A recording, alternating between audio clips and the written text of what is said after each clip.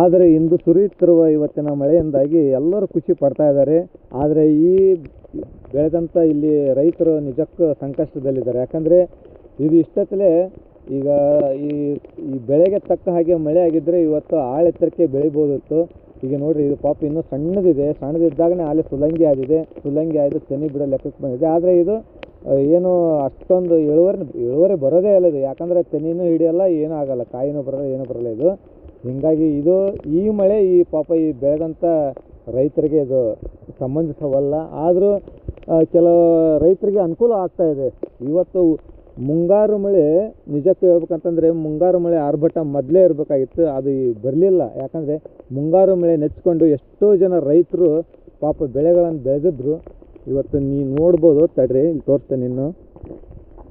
ಇಲ್ಲಿ ಇವತ್ತು ನಿಜಕ್ಕೆ ಹೇಳ್ಬೇಕಂದ್ರೆ ಇದು ಒಳ್ಳೆ ಮಳೆನೇ ಇವತ್ತು. ಆದರೆ ಈ ಮಳೆ ಇವತ್ತು ಏನೋ ಪಾಪ ರೈತರಿಗೆ ಉಪಯೋಗ ಇಲ್ಲ ಅನಿಸುತ್ತೆ. ನೋಡಿ, ಇಲ್ಲಿ ನಾನು ಜೂಮ್ ಮಾಡ್ತೀನಿ.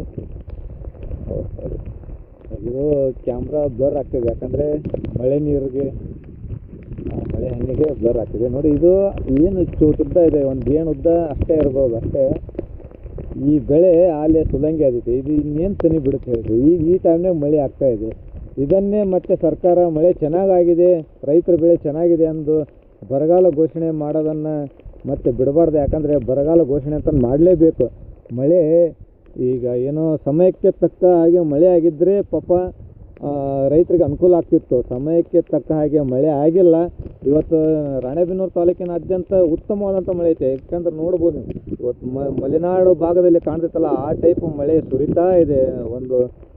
ಒಂದು ತಾಸು ಆಯಿತು ಇವತ್ತು. ಈಗ ಈ ಮಳೆ ಬರಕತ್ತು ಒಂದು ಗಂಟೆ ಆಯಿತು. ಅಷ್ಟೊತ್ತು ಈ ಮಳೆ ಸುರಿತಾ ಇದೆ. ಮೋಡ ಕವಿದ ವಾತಾವರಣ ಇದೆ, ಇನ್ನೂ ಮಳೆ ಬರ್ತಾ ಇದೆ. ಆದರೆ ಈ ಮಳೆ ಮಾತ್ರ ನಿಜಕ್ಕೂ ರೈತರಿಗೆ ಉಪಯೋಗವಿಲ್ಲ. ಏನೋ ಅಲ್ಪ ಸ್ವಲ್ಪ ಪ್ರಮಾಣದಲ್ಲಿರುವಂಥ ರೈತರಿಗೆ ಮಾತ್ರ ಉಪಯೋಗ ಇರ್ಬೋದು ಅಂತ ನನ್ನ ಅಭಿಪ್ರಾಯ. ಎಷ್ಟು ಲಕ್ಷಾನುಗಟ್ಟಲೆ ಎಕರೆ ನಿಜಕ್ಕೂ ಇವತ್ತಾಲೆ ಬೆಳೆಗಳು ಹಾಳಾಗ್ತಾಯಿವೆ.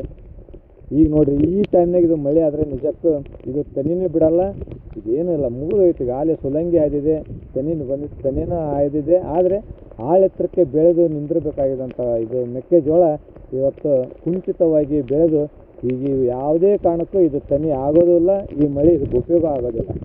ಅದಕ್ಕೆ ಸರ್ಕಾರ ಈ ಮಳೆಯನ್ನು ನಂಬಿ ಮತ್ತೆ ಉತ್ತಮವಾಗಿ ಮಳೆ ಆಗಿದೆ ಅಂತ ತಿಳ್ಕೊಂಡು ಯಾವುದೇ ಕಾರಣಕ್ಕೂ ಏನೋ ರೈತರಿಗೆ ಅನ್ಯಾಯ ಮಾಡಬಾರ್ದು.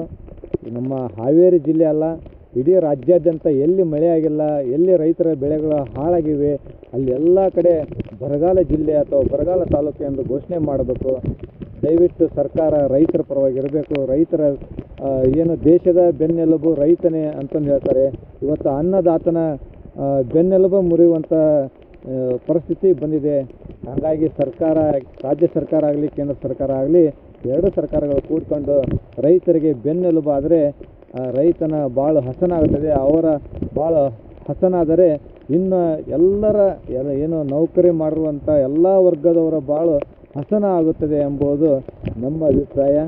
ಧನ್ಯವಾದಗಳು. ಯಾಕಂದರೆ ಇಲ್ಲಿ ನಾನು ಮಳೆಯಲ್ಲಿ ತೋರಿಸ್ಕೊತಾ ಇದ್ದೀನಿ.